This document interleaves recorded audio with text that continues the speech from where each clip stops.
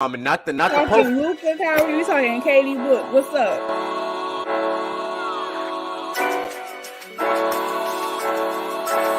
Welcome to another edition of Player versus Team.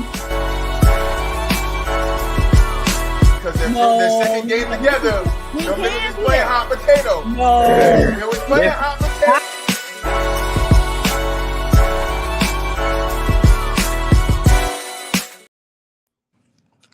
Hello, once again. Welcome to another edition of Player versus Team, PVT. We out in here, the one place where we don't just expose the bias, but we embrace it.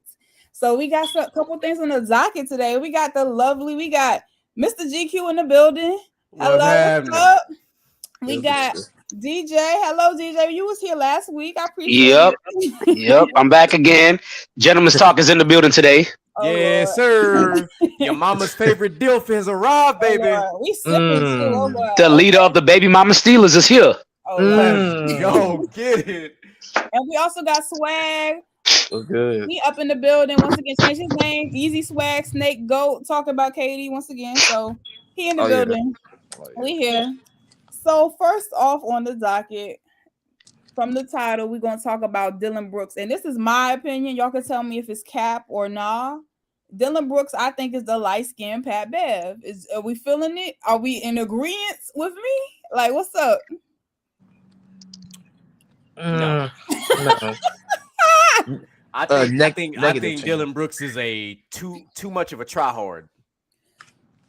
But, okay, look, on the level of antics, because now one thing...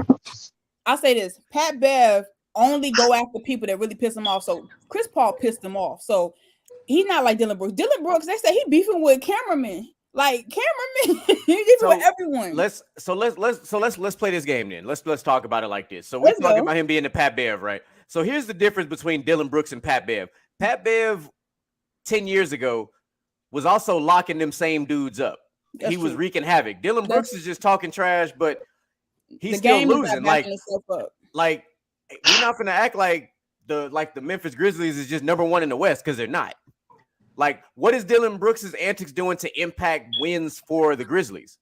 He's really just being a distraction at best. Okay. I'm gonna play devil's advocate because I grew to like Pat Bev. He do antics, but it's funny. He brought the camera from somebody in the stands and told the ref foul. Like he's pushed the heck out of CP3. What? Yeah, see, but that's classic Pat Bev though. Yeah.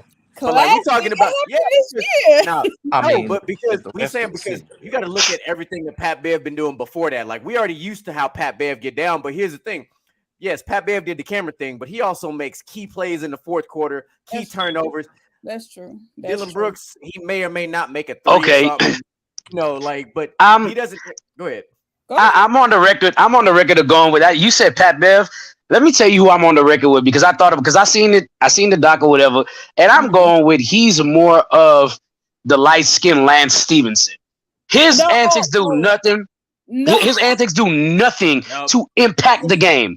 Listen, I'm not gonna let y'all come on Lance, and I'm sorry. Maybe I got a soft spot because PG threw him under the bus, but I'm not gonna let y'all disrespect Lance. Don't scratch your head, GQ. No. Oh no, it ain't disrespect. It ain't disrespect. I love Lance Stevenson, but I like Lance Stevenson too. Because Lance Stevenson is funny as hell. First of all, but the antics again don't readily affect the game. They really it's just funny.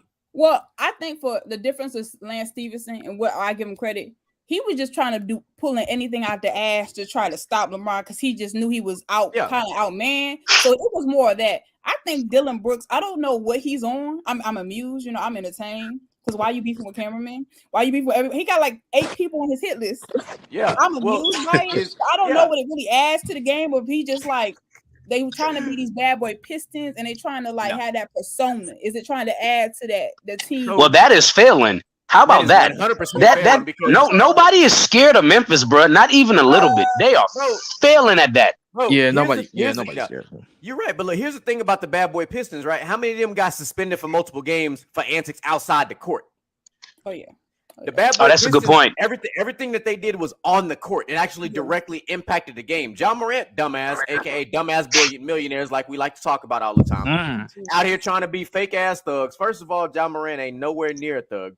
All right, do a little background check on Instagram. Did y'all see the old Instagram? Listen, I've seen everything. He trying to be King Von, man. Caption. He ain't trying to do it. He was talking about he was pushing cocaine, and he was no, he wasn't. Check that. We all know a Kappa when we see one. Yeah. Go to the old Instagram. Oh, we seen it. Oh, I seen it on Twitter. Check that man's family history. That man came from a good household like Drake. Stop playing. Hey, facts. So let's get back to Dillon Brooks real quick. So, because Dillon Brooks' biggest beef is with Draymond, and we all know this, right? Yeah. So, a couple weeks ago, me and DJ Michael B talked about this. It's funny because I brought him a quote, and he's seen it. As soon as I talked about it, the very next day that quote popped up.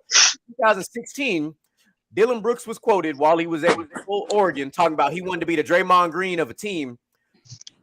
Again, at least when Draymond was doing what Draymond was doing, he was directly impacting the game. You know what's funny though? At this point, I feel like he has superseded Draymond in his antics, if that's the case. Because Draymond playing football, he's tackling ninjas on the court.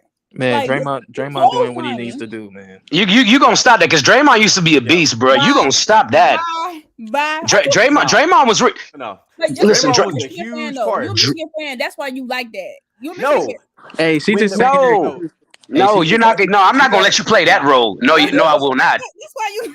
Hey, she's just saying that because the Warriors beat the Celtics in the finals last year. Oh, that's the only reason why she hating on Draymond. No, because I'm not even a Draymond. Like the thing about it is, you a Warriors fan, you hate KD. Nah, I like Curry. I wasn't a Celtics fan like that, and only with like the original big three. So I'm not hating. I'm not mad at that. That's not my. Yeah. So the thing with Draymond is what's going on with Draymond now is not going to supersede what Draymond has been. Draymond was one of the most important parts of the original Warriors when they started winning championships. I agree. Yes, I understand. Steph Curry was doing what he was doing. Clay was doing what Clay was doing. You know, Iggy was doing Iggy things. But pay attention closely.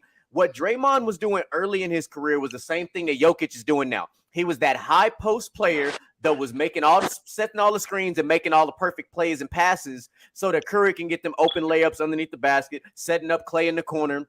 That's what Draymond was doing at the beginning of his career. Now what Draymond is doing is trying to find a new role because his game is diminished. His jumper has diminished. He used to have a nasty elbow jumper. Now that thing is just straight booty juice. Like it's because he got injured a lot though. I mean, but shooting is shooting. Chris Paul is shooters don't lose their touch though. Yeah, I agree. Chris Paul still got one of the nastiest elbow jumpers out there, and he's been injured probably more than anybody else. He still had his jumper. That is no excuse. Yao Ming was jacked up, and Yao Ming could still put it up. Granted, I know it's not fair because he could just reach his hand up and touch the rim, but the point is, it's fair. He was still knocking his shot down. Yeah, Yao Ming could actually shoot the ball, so it's fair. I mean, Draymond's jumper is hard though, so you gotta give him a pass on that, you know. Oh my God! So why you change your name again? Anyways, he says KD all time. Oh my God! look, KD all time. What all time team jumper? Like what we talking about? All time player. You know, I'm done. It's everything. Oh, okay. So I'm gonna segue a little bit since we were talking about the Dillon Brooks not being a Pat Bev. I want to say what's more.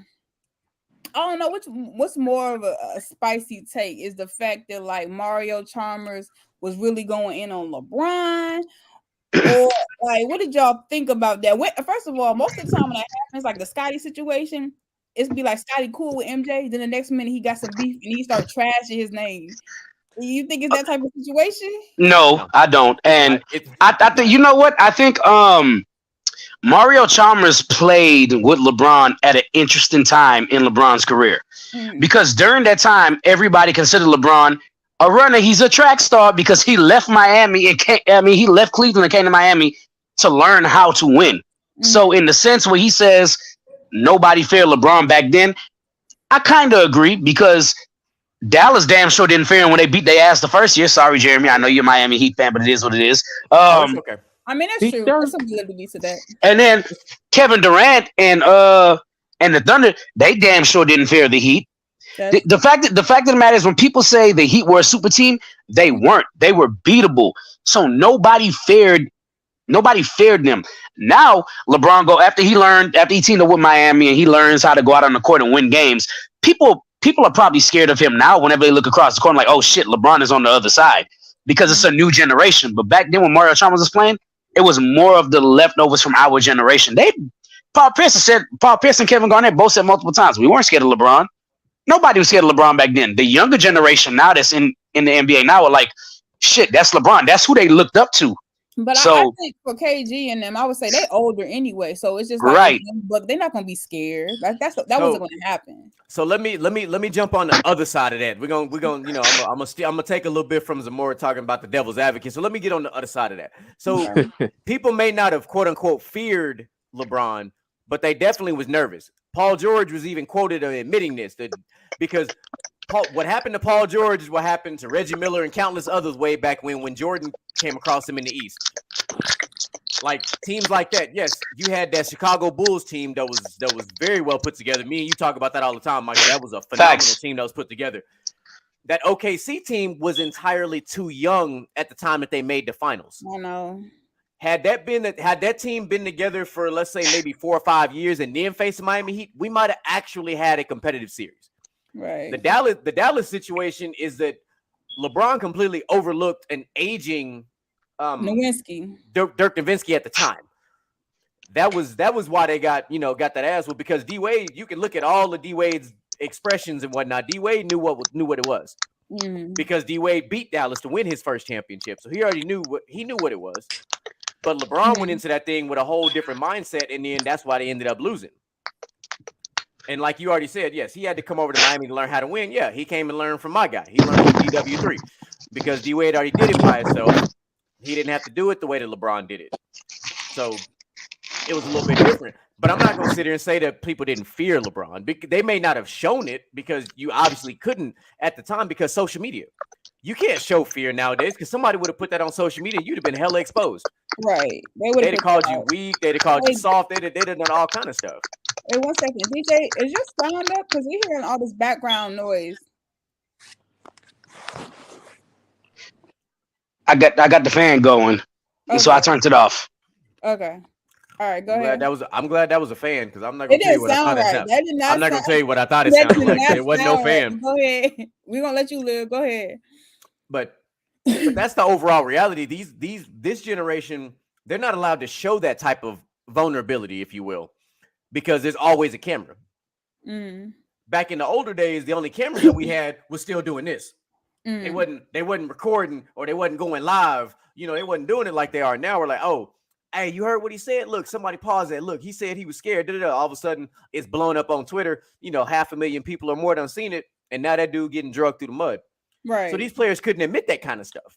Right. Now, watch this closely. When LeBron finally retires and they start doing all these documentaries and all these specials and all this stuff, you're going to start hearing people actually talk about what they truly thought of LeBron, because we're not appreciating what LeBron has truly done in his career. We're really not. I am, but a lot of people are not. Because this man is showing you the definition of longevity. Yes, I know he's also had some injuries and missed a lot of games, but looking at what LeBron has done as far as a level of greatness, because I don't do the GOAT conversation. That's not my thing. I'm far away from that. I don't believe in that. I believe that there are players that are the best of their era. That's just my whole mindset, and I always think of it that way. Right. I'll never compare Jordan to LeBron because they don't even play the same position. So it's almost an irrelevant conversation in the first place. Now, if you want to compare LeBron to KD or maybe even LeBron to Giannis, at least they all play in the paint. It's a little bit different. But Jordan was a guard. LeBron is more of like what they call a point forward, even though he's truly a small forward, but whatever. Sip the juice. Go ahead. You done? Yeah, I'm good. I thought you had more to say. Okay. I know. We got a whole panel here. I want to make sure everybody get their love. No. I agree with everything. DJ, you had something to say? I think DJ dispense right now. So, Aggie, what you think of that? What you think of the whole Mario Chalmers, how his outlook is on LeBron, or how you think people gonna view LeBron? Is it going to be capped now and people going to tell the truth after the fact? Or what you think if people are scared of LeBron? That people go tell the truth about LeBron. You talking about in the future or now? The future. Yeah. I think this is what I think. I think people are scared to play. I think people are scared to play him one-on-one. Let's be for real. People are acting like they're not scared. People are scared to play him one-on-one. That he's a truck going to the lane. So I think that's big cap. But as far as like playing him and maybe people not being scared of the fourth quarter if they know they can't contend with it, I don't think they're scared of that. Or like they're not as scared of that. That's what I'm trying to say. Yeah, I mean that man is 6'10", 250 pounds. I'm not standing in the lane. I'm getting the fuck out the way. Exactly. But so the reason, and I guess, and the thing is, I also listened to after Mario Chalmers said this, he came on to Colin Cowherd's The Herd and kind of, I guess, further went in depth on what he was talking about, and I understood what he was saying because what he said is the same thing that Gilbert Arenas had also said not too long ago too. Is like the difference between a guy like LeBron and then versus like a Kobe and a Michael is you knew LeBron will give you, let's say 27, 9, and 10. Let's say something like that. Mm-hmm. You were scared that Kobe and Jordan might drop 50, 60 on your ass on any given night. Mm-hmm. When LeBron drops these 50, 60 point games, they're more so outliers. Now he'll drop a 40 piece, but them 50, 60s like that you would see from, Kobe and Jordan more often than not. Mm-hmm. Most players aren't afraid of that unless you play LeBron in Madison Square Garden. He just tends to seem to play his best basketball in the Garden.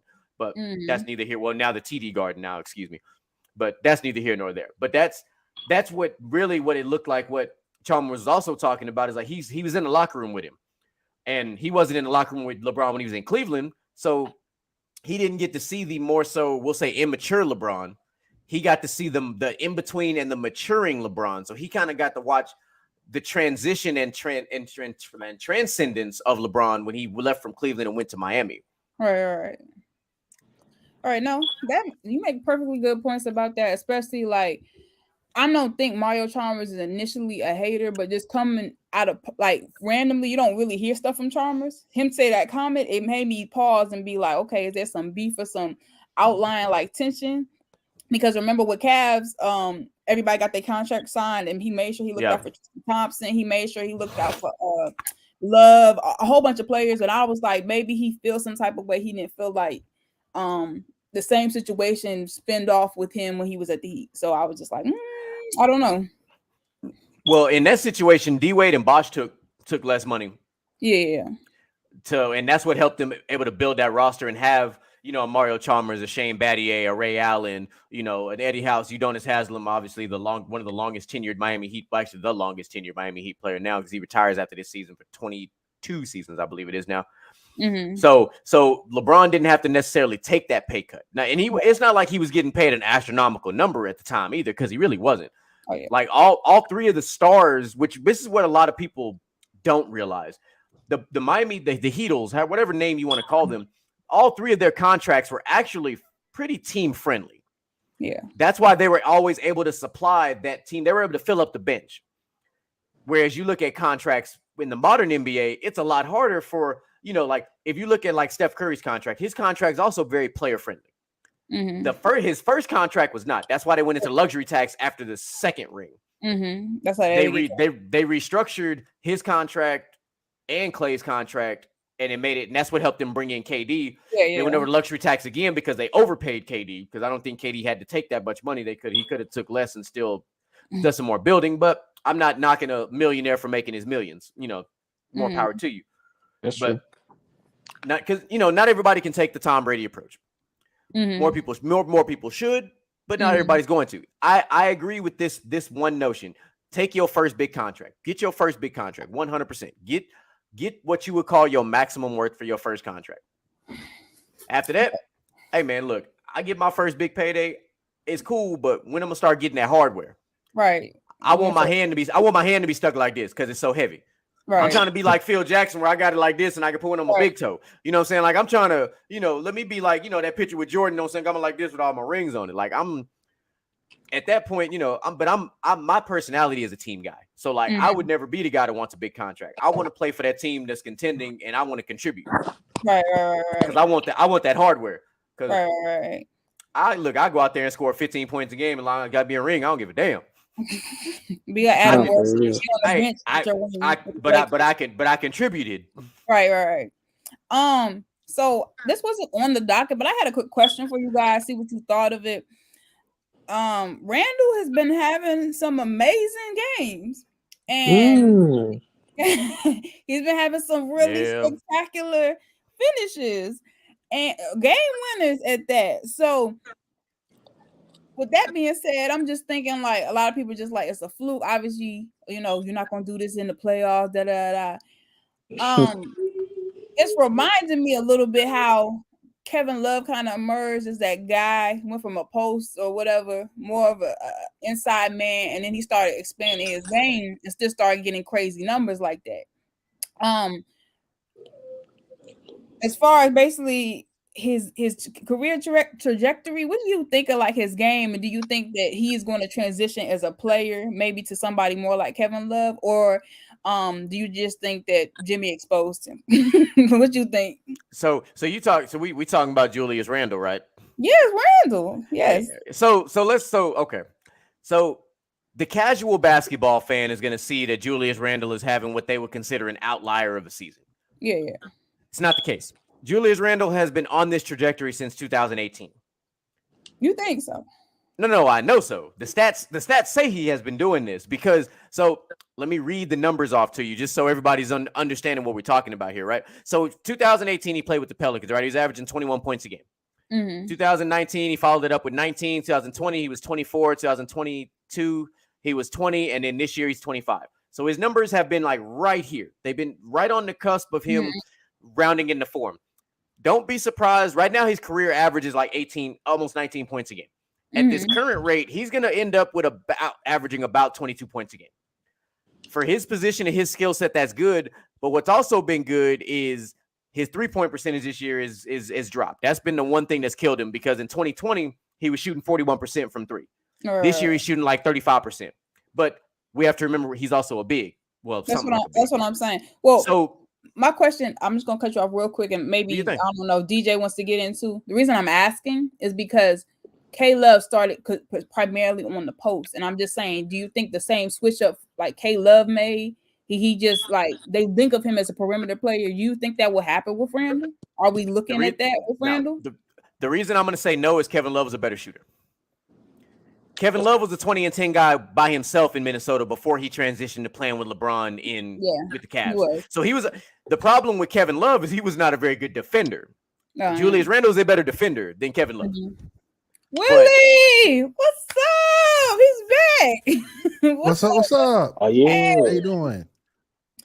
But hey, nice Go ahead. But as far as him transitioning like that, not so much. But the player he is rounding into is actually a very good player. Who y'all talking about? Randle. Julius Randle. Oh, okay. So right before you hopped on, Big Dog, she was asking if Julius Randle was kind of doing something similar to what Kevin Love was doing.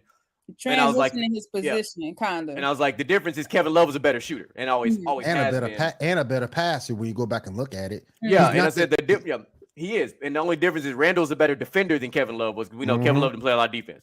And more clutcher than Kevin Love. Kevin Love is a product of UCLA. That boy could shoot. Go look at that man in college. That boy could shoot.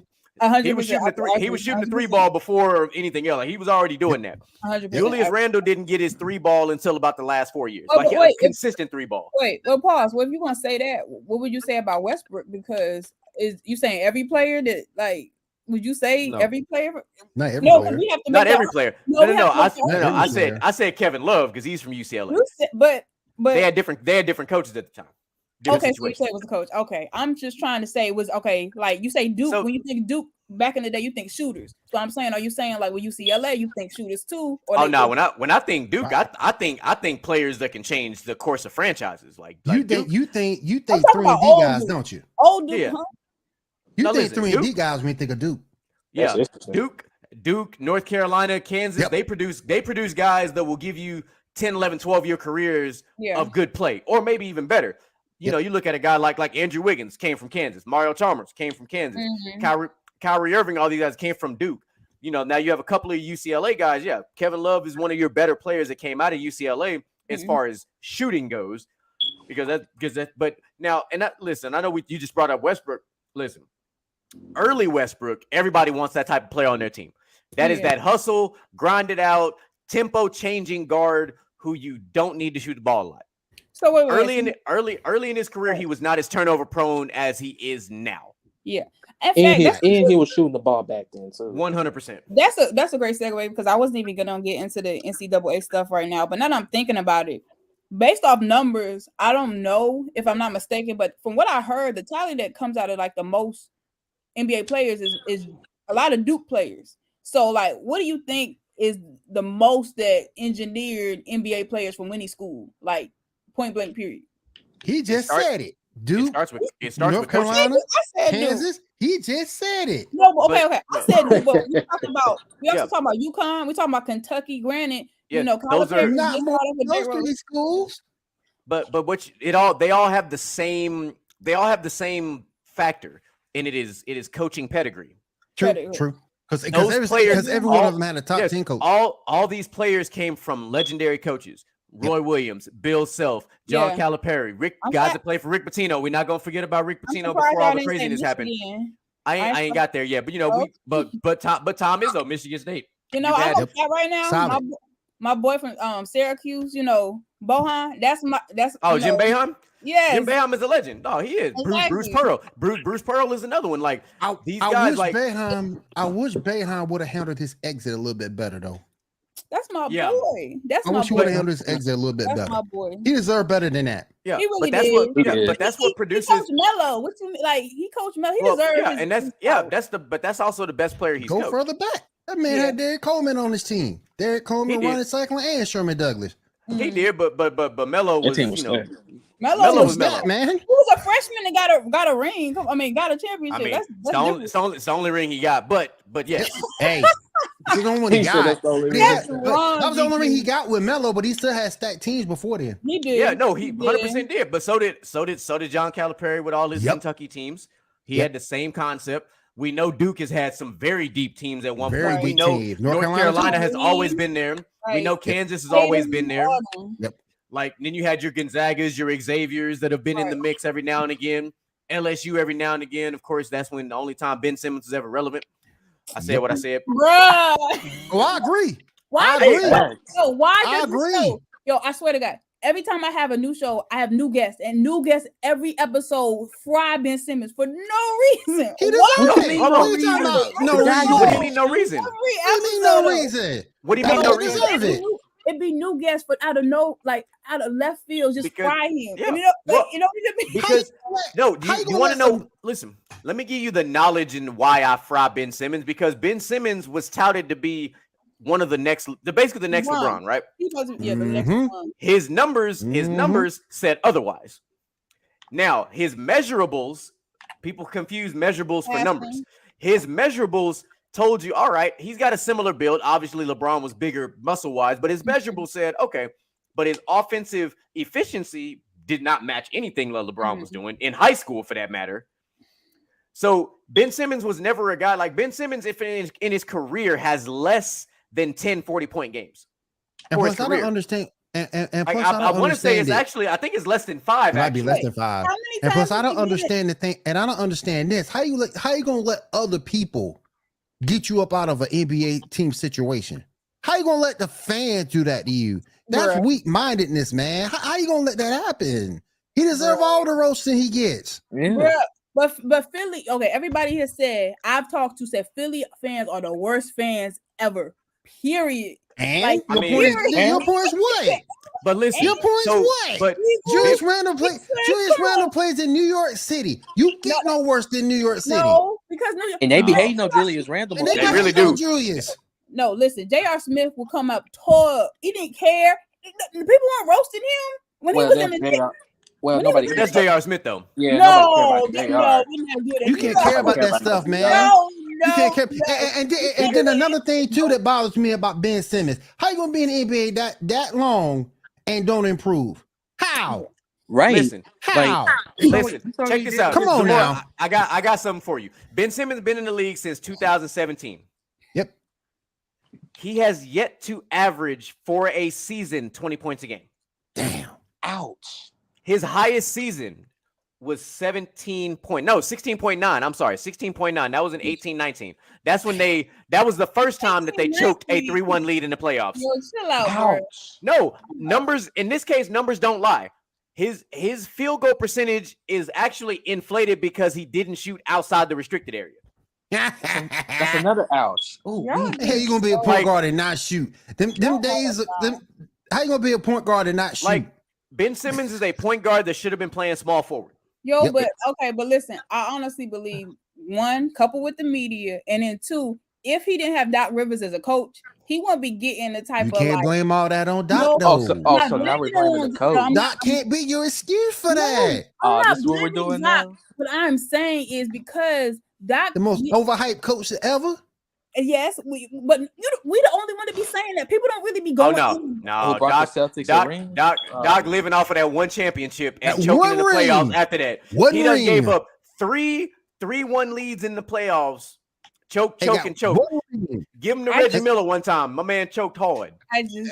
Hey, So y'all listen, remember? His team. But that would give him more credence to say, like, okay, we need to get Ben Simmons some because you keep choking as a coach. You don't coach nobody. Like, what's going on? Like, but Wait. Let me tell you What do you this. think, Swag? Y'all saw what Ben Simmons did against Trae Young, right? When he blew that wide open layup. That wasn't on Doc. Yes. That was definitely on Ben. That was one play. 100% on Ben. Okay, but listen. No. That ain't one play. It's about 400 plays of Ben Simmons. Right. And another, but in that play, And he was also bad explains that game, too. in Both of them that did. play. And that one play explains to you his whole mindset. Okay, His but whole listen. mindset. I ain't And that one shooting. play changed his whole career.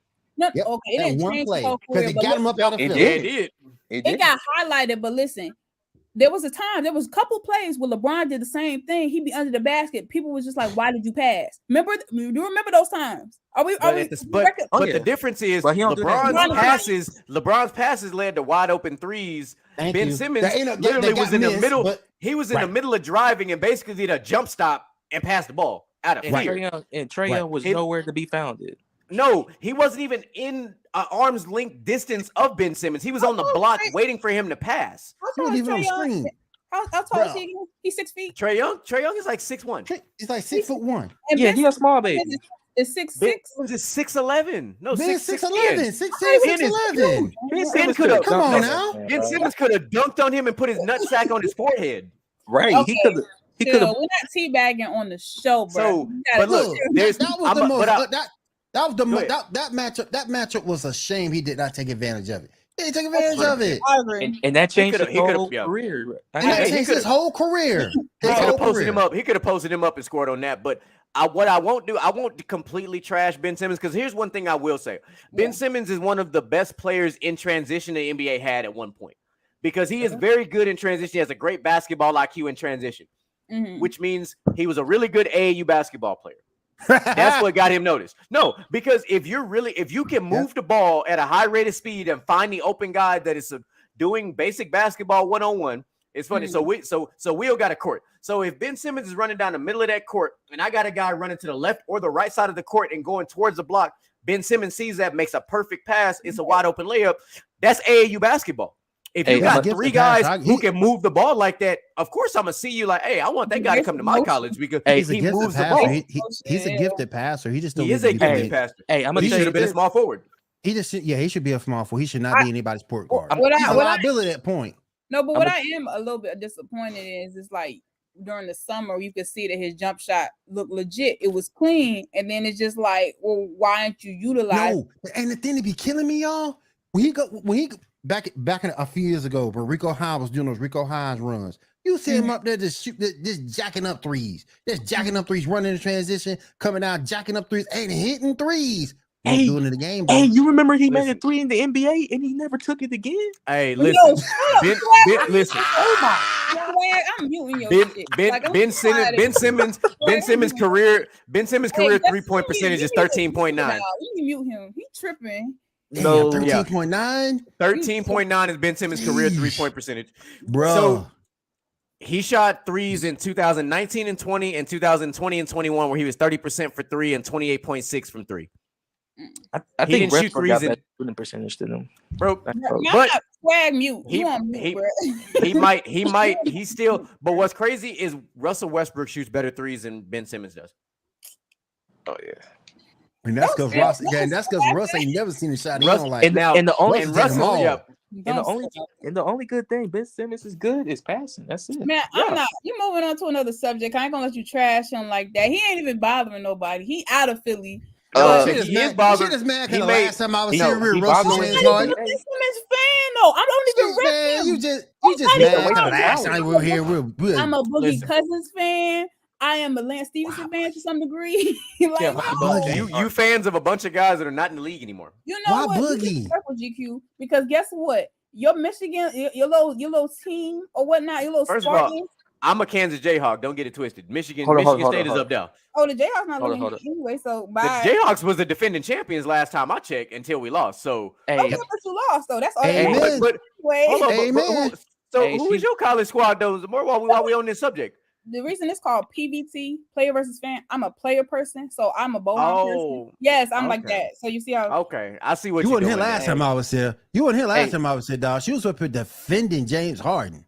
Honey Bun Harden. No, we're not doing that. We're not doing that. Hey, Honey Bun Harden. He's the GOAT. Last time I was here, you were defending James Harden. The GOAT to what? James Harden is the GOAT to what? The Houston strip club? No, he dropped Magic City King, boy. Little baby man. The step back, the dropping niggas, all that. Oh, you mean the trap? No, anyway, we're not getting into Honey Bun stuff. I'm not playing with you, Willie. Anyways, Austin Reeves being the savior of the Lakers, what y'all think about his phenomenal season? And do you think that he's the actual key to them actually making the playoffs? If they make Austin Reeves, let's just get this straight. He's the best player on the Lakers. Even LeBron's on the court. Let's just get that straight. Hold up, to be honest, I feel like Caruso. Let me just say this. I feel like Caruso should have got his flowers the way they treat Austin Reeves, because he was really the backbone of the Lakers when he was there. But go ahead, go off. Lakers, I don't know if they go into the playoffs or playing. I really don't care. They ain't going to the championship anyway. Yeah, they're looking good, but they gonna start losing again. So yeah. But what y'all think about Austin Reeves though? So people who are just now getting on we'll say the Austin Reeves train didn't watch enough college basketball, because Austin Reeves was already that dude in college.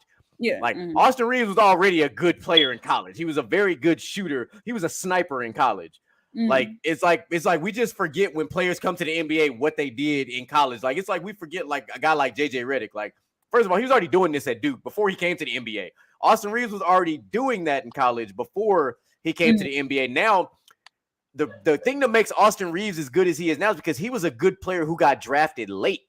He could have easily been drafted high in the draft and been just fine. But since he basically got stolen by the Lakers, now you're seeing what he's capable of doing.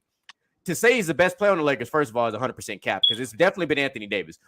But you sure about that? Wait, you don't like LeBron? Wait. No. LeBron ain't been there. We're not talking about, because LeBron is out. He ain't been there. Okay. Since LeBron has been out, AD has been one of the main staples. But I also love the collection of the guys they brought from the trade deadline, which has also been helping. Because Vanderbilt was an underrated pickup. Bringing dang it, I always forget his name. Mr. Ice Water in his veins, bringing him back was a big deal. But no, Austin Reeves has been like this. Like, this ain't nothing new. It's just now that everybody's finally getting to see this for the first time. So you saying AD's the best player when he left somebody open on the buzzer beater and missing free throws?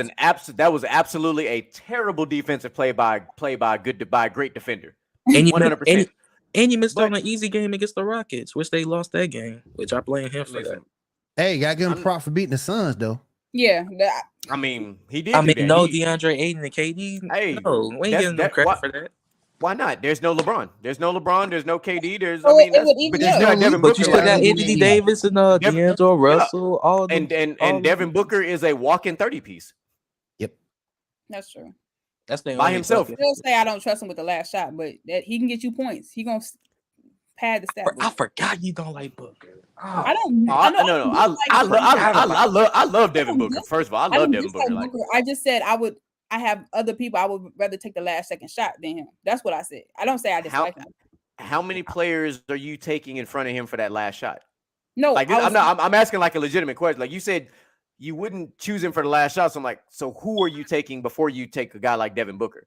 Let me get my pencil ready. Okay, so the reason I was bringing it up was because when Swag was here with some other people, I was saying who got the bigger bag. We looking at Luka and Kyrie, or were you looking at this KD and Booker bag? And that's why I was saying either one on the Luka train, it's interchangeable taking the last shot. So that's why I was coming from with it. But yeah, I'm not gonna lie, I'm the furthest away from the Luka train. I don't like Luka. I don't like Luka, and I don't like James Harden. I don't like Luka because Luka. Listen, it's not. It has nothing coming from. It has nothing to do with Luka's skill set. I don't like players that cry the way he cries. And I get what you're coming from because he's not he's not the most efficient either. No, he's not. Coming from on that. He moves like a kangaroo in quicksand. Well, let me say this real quick. People are saying minus athleticism, we taking that out. People are almost saying that he got the same skill set or even better than LeBron. Do you agree with that? Taking out athleticism. No. Well, the only thing that he has over LeBron is he's played professional basketball longer. Yeah, that's true. Overseas. Now, and with that being said, he should be better than he is right now because he's been playing pro since he was like 15. Oh. And so he should have been in the NBA. Yes, his conditioning is trash. Mm-hmm. Yeah, it's trash. Like trash. You see it. He should be fluctuates, and it should not be. Look at most of your European players. Dirk didn't change size basically his whole career. Steve Nash looked the same his whole career. No, but we're talking about players that are foreign players, Euro players. But I got you. But he was always long and tall, but he always could shoot. Before a guy like KD, we had Dirk, who was a big 7-footer who could knock down a shot from anywhere on the court. Yep. Luka has a size advantage over most people. And even still, as soon as you barely touch him with a finger, oh, ref, what a foul at, bro. Go dunk on somebody. Right. But like that man, but I ain't gonna see in front though. How many times you seen that in the league? Too much, but it's just the problem is when you see it like a guy like Luka, as big as he is, shouldn't be doing it like that. That's true. Right. Like he's like 28 pounds. Yeah, he's that guy at the park that I don't want to hoop with because we'll never be able to finish a pickup game because he's gonna argue every single call. You fouled me, man. Wait. He was arguing on that last call. You fouled me, man. You fouled me. He doesn't flop, but with GQ, are you making the argument? Out of all the calls, out of all the stars, you think Luka gets more than everyone else? No, I just think he cries too much for his size. Okay. He's the type of player who should be dominating in the mid-range. Yeah. With his size and the position that he basically plays on the floor, he should be dominating the mid-range. Man, because 6'7", 6'8". There's how many players can actually lock him up one-on-one? There ain't too many. So most nights he should have an advantage in the mid-range game. And if you are a smaller guy, he should be able to take you to the rack and post you up. He should be able to mouse in the house your ass. Yeah, in facts too. Because he's that because he should be that level of skilled. Imagine if a guy like LeBron instead of playing high school basketball, went to go play Euro ball and then came to the NBA after the fact. So playing with grown ass men and then coming to the NBA like Luka did. We're talking about something completely different. It would be, oh my goodness, he would dominate. Because be different. The way Luka's game should be now is the way that Giannis's game is right now. Yeah. And then Luka can't even make his free throws. I don't know why because he get all these fouls. So At least James Harden makes his free throws. I will never knock James Harden from his free throw game because he makes his free throws. Look at her. But he's still a honey bun. Like a little old seal. Like a little old seal. Yeah. Hey, come on, man. Hey, all the players. All the players. Honey bun hard, man. Don't call him honey bun hard. That's disrespectful. Damn, honey bun hard. That's what he shaped like. The man need to get back in the gym. Like all the players that she like don't have a ring. The man needs to get back in the gym. Him and Luka need to go work out together. That's what he needs to do. More fit than Luka. Don't do hard. Him and Luka gonna need to work out together. No, him and Luka eat at the same buffet. Right. I'm not playing. Hey, they share the same sauce too, man. They probably got VIP bottle service at the same buffet while you play. I'm go for like 56-point game. I'm gonna tag both of y'all niggas. I'm tagging you. Listen, tag all you want. You can tag me all you want. Hey, I'm gonna tag you when the Knicks beat the Sixers. Even if you say they fat, he's too fat inwards, they getting 60, 50 point piece games. So like what y'all saying? But what is it translating to? Because James Harden is a great regular season player. I've said this, and I will say this for y'all because I've never been on the show with y'all. James Harden is the Peyton Manning of the NBA. He is a great regular season player and a terrible playoff player. With the exception of that 1 year he won the chip. And that wasn't necessarily him. Yeah, because but that's the point. Because remember, Peyton was terrible in the playoffs for a very long time. Granted, he also ran into Tom Brady quite a bit. But when he finally got over that hump, but James Harden is the same. He is a phenomenal regular season guy. He is in the playoffs. Dookie butt. He either choke or he get hurt. He a dookie butt in the playoffs. Y'all ain't gonna do that. No. Y'all he either choke or he get hurt. I'm not gonna allow y'all to do that. Y'all disrespectful. I'm not gonna allow y'all to do that. No, I won't. And the reason why I'm not gonna allow y'all to do that is because James Harden has had phenomenal games in the playoffs time and time again. Especially he's had countless chances to make. He's had countless chances and done what with it. Now when it matters. What you mean? James Harden's had phenomenal games in the playoffs, even when it matters. The only you can't knock James Harden for losing to better teams. He lost to the Warriors twice in the Western Conference Finals. They were the better team, regardless of what. Especially when Kevin Durant was there the second time, they were the better team, regardless. But they forced a game 6 and a game 7 though with that same team. Yes, they did. But there was nobody on planet Earth that thought the Rockets were better. Nobody thought and Chris Paul missed game 6 and 7. I mean, the Rockets was up double digits in both games. So what you're telling me is you want James Harden to go in there and play against 3 of the top 15 players in the NBA and still win?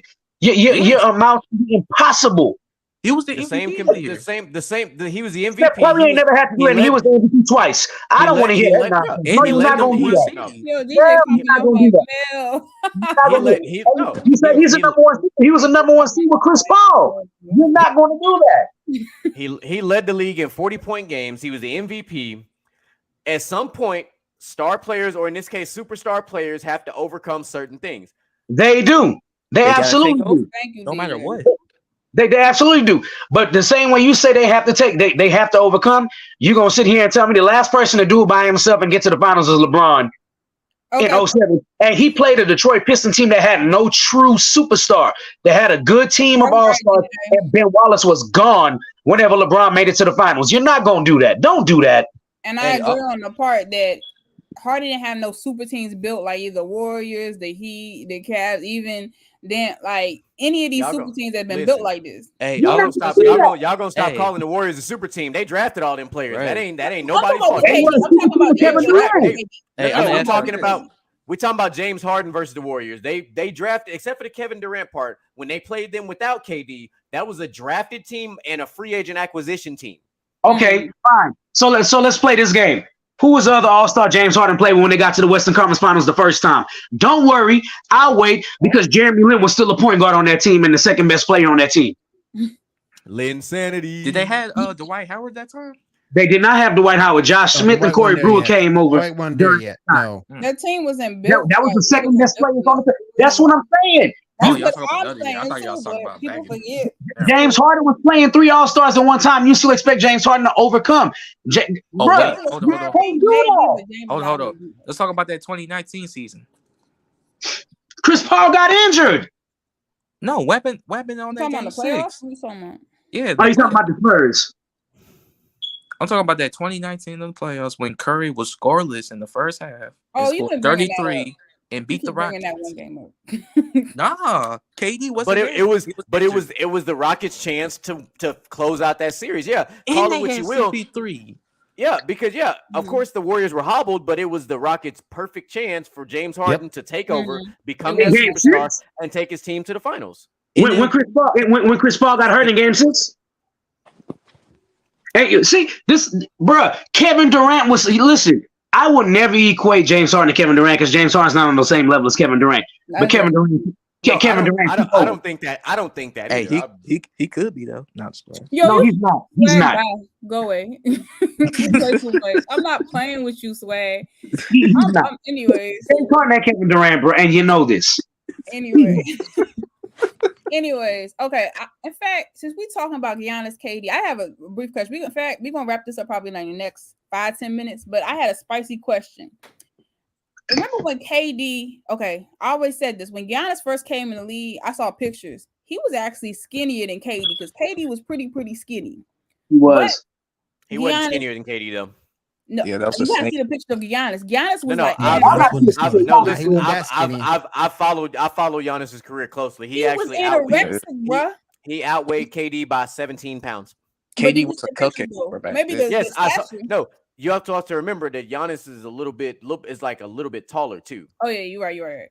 Okay, but with that being said, I remember in the beginning of the career, they said with KD, he said he refused or did not want to gain or bulk weight because it would change his shot. Now you see, Giannis has turned into Megatron, and he's won a championship. And yes, do you think maybe this is just devil's advocate? The trajectory of KD's career might have been even greater if he decided to gain weight, which is crazy to say like that. But do you think if he had decided to bulk up, it would have changed his career or given him a ring by now or a solo ring by now? That's no, because KD's skill set was different than Giannis. KD is and always will be a better shooter than Giannis. And when a shooter has their touch and everything like that, there's a reason why you're pure. Like, look at a guy like Ray Allen. Ray Allen did not bulk up after he hit his prime. He looked the same for the rest of his career. A guy like JJ Redick looked the same for the rest of his career. When shooters, Steph Curry had to bulk up because he was the smallest of the small. And getting hurt too damn much. But because of those two ankle injuries, Steph Curry had to bulk up. Yep. But he's still obviously still the greatest shooter that we have. But different situation. Because I do think if KD would have bulked up, it would have helped him against the Heat the first time. I think he could have won a. I also do see, like, you know what? I honestly think KD could have got a ring solo if he gained weight, but y'all don't have to believe exactly. So my flip side of this is I appreciate all the people, and that's good. That's good facts and everything. But how about this? Here's the flip side of this. And Michael Jordan was too small to play the Pistons over and over again. And then he finally decided to bulk up and gain weight and was able to take contact and finish at the rim over KD's greatest lack skill of thereof back then was kind of finishing at the basket through contact. Right. Had he bulked up and was able to finish through contact, KD would have been a monster like at a young age because he did everything else besides finish at the basket efficiently. And I hate to say that because I'm a big KD fan. But you're right though. Aggravate. I meant when he had Westbrook move. You think KD would have had the same speed, or like you think he would have been faster if he was both? You don't think he would have? I think he would have had the same speed. KD, I don't think because KD's if you go back to college and watch KD at University of Texas, he wanted to shoot. He did. He would drive, but not as much as like. And Micah's right. He would have been great finishing at the rim, but he was such a great shooter that he didn't his mind. Exactly, he didn't need to because you got to think about the generations we're talking about too. KD is a part of this newer generation. Right. Yep. KD could not have played ball in the 80s and 90s. KD would have got broke off. KD would have got broke off. No, no. Listen. I'm not saying that as like a shot at KD. It's the defensive players he would have dealt with at the time, and it's the way the rules are set up. If he would have ever tried to drive the lane, a guy like Mutombo, Olajuwon, Barkley, Ewing would have knocked that man smooth on his ass. A guy like Shaq would have swallowed his ass. Oh yeah, that's very. That's true. what I try to tell you. And so I'm not making it as It's not a knock at KD. Yeah, it's not. His skill set. Now he's a great shooter, but just like Steph Curry could probably have he would have struggled in the 90s because bigger defenders. Because here's the thing about the 90s is a lot of your defenders were Jordan's height, that 6'2", 6'3", but they had 7.5-foot wingspans. Oh yeah. Curry ain't getting around that. That's exactly a bunch of Kawhi Leonards. A guy like Curry's not getting around it. A guy like KD, with somebody can get that hand in his face, he's not going to be as effective as a shooter. Not saying he wouldn't have been a good player. He would have been a good player, but he would not have been the player he is now. Well, let me say this. I can make devil's advocate and say if you put KD in that era because his defense is good like this, it would have enhanced. He might have got like defensive player of the year. Like he would have had to bulk up first. True, but I could see him getting defensive player of the year. Not if he don't bulk up. He ain't gonna be fast. Hey, by the way, Moo, what's going on, bro? I see you in the comments, dog. I seen it. I seen you, bro. Thanks, Moo, for joining in. I appreciate it. So, we lost Willie. I didn't even realize. Hold up. Okay. Well, we only got like couple minutes left. I just had the last thing, which y'all really want to get into, was NCAA about these upsets. Who was your favorite upset during this whole March Madness? Dude. Go ahead. Losing? Not just joking. Princeton. Princeton upsetting in both rounds. Princeton is my favorite upset. They upset both teams in both rounds. Yep. Princeton, like we talked about before, Princeton is kind of pulling a George Mason from 2007 right now. Yeah. Like they're that double-digit seed that you don't want to play because they might mess around and beat you. Mm. Yeah, no, that was George Mason because nobody expected George Mason to make that run that they made in 2007, and they was just knocking boys off left and right. They sure as hell was. It's no different than Maryland in 2003 when they made that NCAA run too. Hey GQ, hold up, Troy, I got you too, man. I didn't see you commented. Okay, Troy, what's up from the sidelines team in the building? I was saying, Troy, what's up? No, Troy, you get love too. Thank you for being in the comments. The first one. I just clicked on comments and I saw Moo. I didn't even look up. My bad, bro.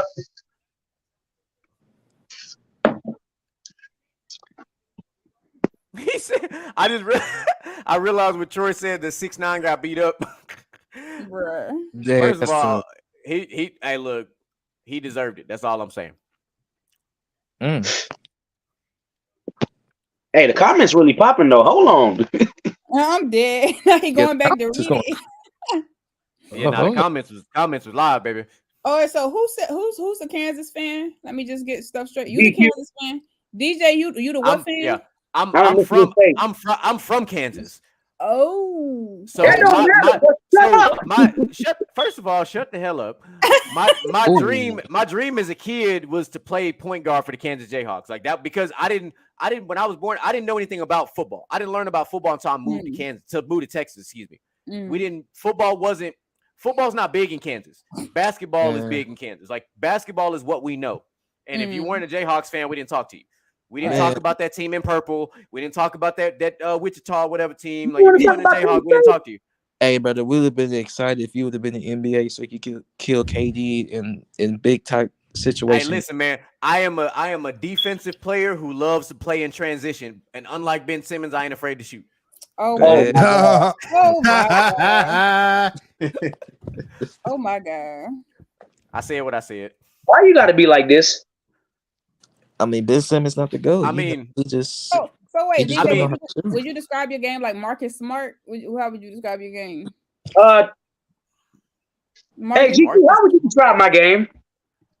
So, Micah is very fundamentally sound. Mm-hmm. He is exactly the kind of player you want on your team, because when you are bringing the ball up the floor, because normally when me and him play pick up together, we were always on the same team. He's always on the low block or the short corner, ready to pick up and shoot that ball. Oh, yeah. He'll always rebound, look to throw that outlet pass in transition. So I'm a beast of the outlet pass. So, hey, that's so really and truly, he's a shorter Tim Duncan. Ironically, that's one of his favorite players. He has a really good block shot. Like I'm not even gonna cap. Like radical statement, but I don't dislike it. I don't dislike it. That's crazy. Hey, yo! Shout out to you for that one, bro. Because that's a good. That is definitely a good comparison. So, like, I know y'all don't know like a lot about myself and DJ Michael, but we go all the way back to 1997. We've been friends for a very long time. Yeah, so we don't know about each other. Like that's just kind of what it is. Like I'm a Miami Heat fan because Dwayne Wade. Dwayne Wade is my idol. I've been watching him since he played at Marquette. So I have never not followed the Miami Heat.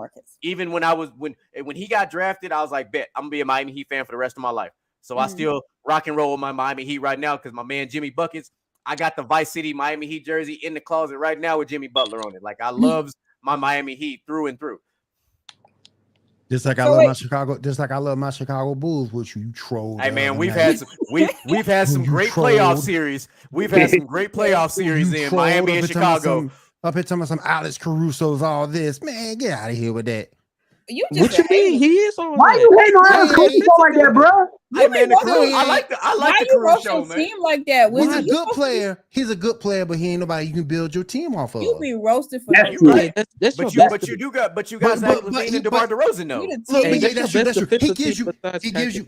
He gives you effort. He can shoot. Yeah, but he's not anybody that you could really say. He's an add-on. He's not the main attraction. Alex Caruso is a player that can add anything positive to a championship team. Right. Yeah, he'll bring positivity, but he's not going to be the reason why you win the championship. He's a great role player. I'll say that. He won't be the reason why you lose either. That's true. That's true. He's gonna do everything. He's gonna do everything it take to win. That's true. So Willie, who is your college? Who is the one? Who's your college team? And two, who was the biggest upset in the March Madness for you? Oh man, I actually was rooting. 16. I was actually rooting for Iowa State to win over Pitt, and they lost. But my favorite team that I follow is Florida State. And I ain't got a horse in the race, so. Wait. Let's bring it back. I remember because I was an Ohio State fan, and I'm an Ohio State fan too. Wait. When Greg Oden was there, they lost in football and basketball. So I know Mike Conley. You was happy, right, Willie? I was happy. You was happy, bro. I was happy. He said it. I was happy. Yeah. Greg Oden and Mike Conley. Don't forget Mike Conley now. I remember this. That was right now. Right now, UCLA is up 31-26 on Gonzaga. The game just started, so it's a really good game. So that's what they do. Willie, what type of shit were y'all talking when y'all won in football and basketball that year? What type of shit were y'all talking? Here's the thing. Here's the thing that messed me up. I live in Georgia, so no Florida State here. Nothing. It's all Bulldog. Or a small faction of Georgia Tech still, and maybe a little bit of Georgia Southern. But I got to get on message boards to talk shit. Dang. I got to get on message boards to talk shit. Just like when my Saints won. When my Saints won that Super Bowl. Oh my God! I had to get on message boards to talk shit. I couldn't do it anywhere else. DQ, you hear the bullshit? Yep, Micah. He said your favorite team, dog. He said them Saints, bro. You better stop that bullshit. I will jump through this damn phone and slap you, dog. You already know what it is. Hey, listen, don't do that, baby. Listen, I'm not gonna sit here and say we world beaters. I'm not gonna say that. I'm not gonna say Derek Carr is gonna take the Saints to the promised land. Can't say that, but I will say this: he will win games and will make the playoffs. Yeah, y'all will be a wild card team. We'll be a wild card team. We'll be right there. He said a wild card. That's right. It's true. I mean, unless they win the division, but yeah, they should win. Because they should, but you know, the 49ers Mayfield might have something to say about that. The 49ers better than us.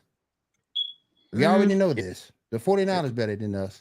So Detroit is better than y'all. Detroit better than us when you look at it. Chicago might be better. Philly might be better. Philly's better than us. Philly's not might be better. Philly's better, bro. Well, no, Philly's still trying to rebuild from the 15 losses of players that they had. That's fine. I still would take Philly over New Orleans. All right, fair enough. Fair enough. Hey, real quick though, Swag, who was your upset for March Madness, or what was your NCAA team? Real quick. Just like I ain't got no team for NBA. I don't got no team for college. Come on, that's Cap, because he a Laker fan. I mean, he a Warriors fan. My bad. I ain't no Warrior fan. Yes, you are. Bye. You're a Warrior fan. So wait a minute. If you're a fan of a player, do you have to be the fan of that team? Nope. No. I don't like that. You don't have to, but he capping. That's why I'm saying that he capped. That's all. Oh, okay. You are a wherever he at fan. That's it. Y'all know what time it was a LeBron wherever he at. Yep. That's why I say about Shannon Sharp and it right. Wherever LeBron go, they're gonna be their fan. But that's true loyalty though. Like that's gonna be their fan. That's true. The minute LeBron that is not true loyalty. That is not true loyalty. Going to a person It's like loyal a relationship. to a person, not a team. Person. So let's say LeBron signed a free agent. Let's say that LeBron signed a free agent contract with the Grizzlies. They go Shannon being a Grizzly fan. Yep. That's not true loyalty. Bro, he gonna be hanging out. He gonna be hanging out with John Moran daddy. Yep. Exactly. Oh my God. They're gonna be like this.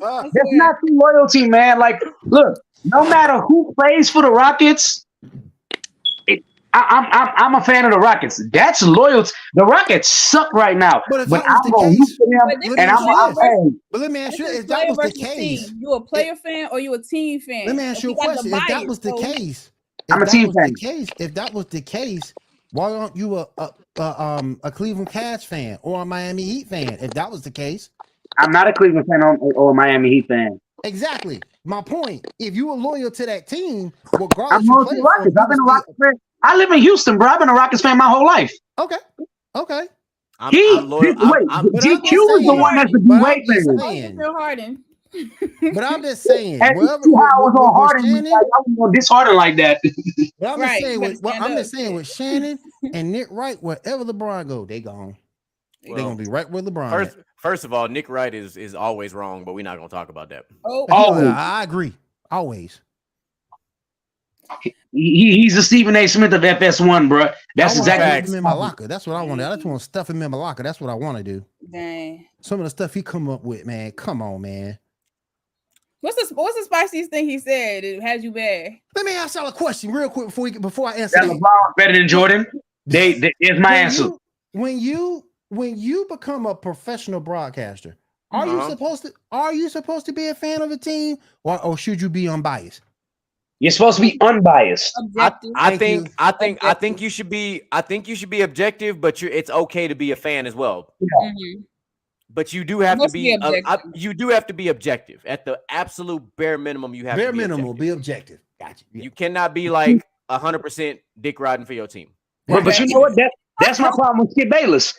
That is my problem with Skip Bayless right there. Because no matter how bad the Cowboys are, he's going to find something positive to say. Exactly. That can throw 3 interceptions and no touchdowns. It's not Dak's fault. It hit the receiver's hands. Listen, no, bro, stop. I got a question. This is a basketball show, but I gotta ask you: do you think that Dak deserved the boot? Yes. GQ, why you made that face? My only reason, no. Mm-hmm. There's nobody out there that you could get right now. Okay, that's about that yeah. I was like, no, you can't. So if you're gonna play first of all, why would you give Dak the boot? It would be the better question. I think they were mad because what I heard from the Cowboys fans in the game, even though they made the playoffs, but it still would have put them number 1 seed next season. They was playing horrible. They was playing around, and I think initially they said, "Well, we paid you too much money to not play you, even though the backup looking better." So it became a situation where we gave you too much money, and that's why they had to probably trade him. Different quarterbacks, different skill sets. Yep. Well, that's what the Cowboys fans. Prescott is a modern day Tony Romo. Yeah. Get rid of him if you want to win. So we talked about the word objective, right? Let me give you the objective take on Dak Prescott. No, first and foremost, here's my caveat: I am not a Cowboys fan, but I'm gonna give you the objective take. The reason Dak Prescott got that contract is because when he came into the league, he was drafted and he played behind a phenomenal offensive line. Right. True. We know this about quarterbacks. Give a quarterback time. I don't care if it's the worst quarterback in the league. Give that quarterback time and watch what they do. Wrong. You gave Dak Prescott. You gave Dak Prescott a phenomenal offensive line and a great running back. He was supposed to be good. Mm-hmm. He had no choice but to be good. Had you put any other quarterback at that time, any of your veteran quarterbacks, if you'd have put a guy like Patrick Mahomes behind that offensive line and gave him that type of running back, Cowboys would win another Super Bowl. And I'm simply saying that because you have to. Quarterbacks are rhythm players. People always talk about guys that are what's the word we use? System quarterbacks. Yeah. Mm-hmm. Every quarterback is a system quarterback. What system works best for that quarterback? Right. The system that the original Cowboy system worked better for Dak than the system that he's in now. Run the ball, play action, bootleg, roll out, look for the receivers coming across the middle or running the street down the field. That is Dak's. Essentially, we'll call it the West Coast system. That was Dak's best system. Dak will be a damn good quarterback for the 49ers because the system fits his skill set.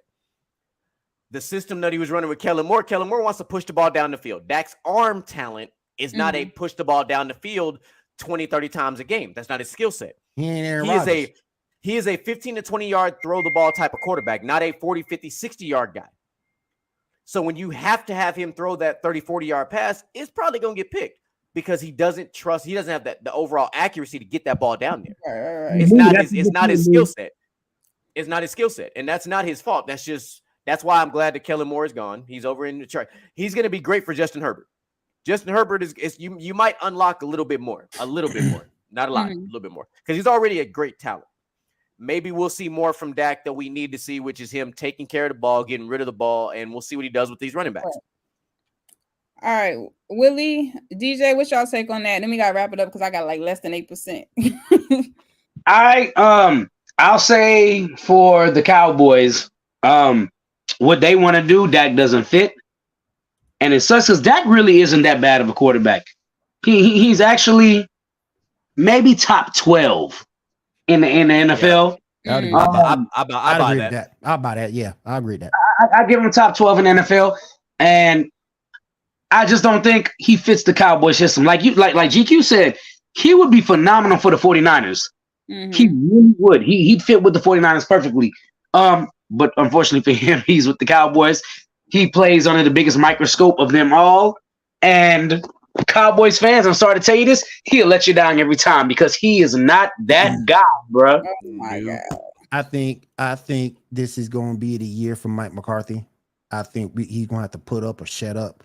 He's calling plays now. 100%. So he's going to have to put up or shut up. And if you can't get it done this year under your play calling, you got to go.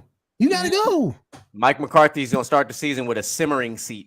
By week 6, it's going to be a hot ass seat. Yep. There you go. Yep. Oh my God. Michael, you already know where I'm going with that. We'll talk about that on Gentleman's Talk. You already know where I'm going with that. And just keep Mike McCarthy will not be the coach of the Cowboys next season. If you get by this upcoming season. And just remember, the Giants got better. The Eagles are better. So and Washington is also Washington can be on the come up. They can be on the come up. If they get a quarterback, they can be on the come up. All right, we just gonna end it with this then. We're gonna go around. Y'all tell me who's gonna be the better conference this year, AFC or NFC. GQ, go ahead. Can we pick divisions? First of all, it's gonna be the AFC. The AFC is as deep as the Western Conference was in the NBA from 2004 to like 2009. Like, plus you like the AFC has like 9 teams that can make the playoffs. Okay. And plus you can make an argument. Plus you can make an argument too that AFC got more star power than NFC. I'm definitely gonna say. I know you said pick a conference, but I'm being more specific. I'm going to pick the AFC East. The AFC East is going to be the best division in football next year. Plain and simple. Okay. How about it? I got the AFC as far as conference. Even though my Saints are in the NFC, I got the AFC as far as conference. Too much firepower. Patrick Mahomes, Justin Herbert, just too much firepower. All right. Well, anyway, thank you all for coming. I appreciate the love and whatnot. Appreciate it, GQ, Willie, and DJ. Thank you for coming through. And it's another episode of Player versus Team. All right. Anybody hard? Don't do that. Blocked. Willie.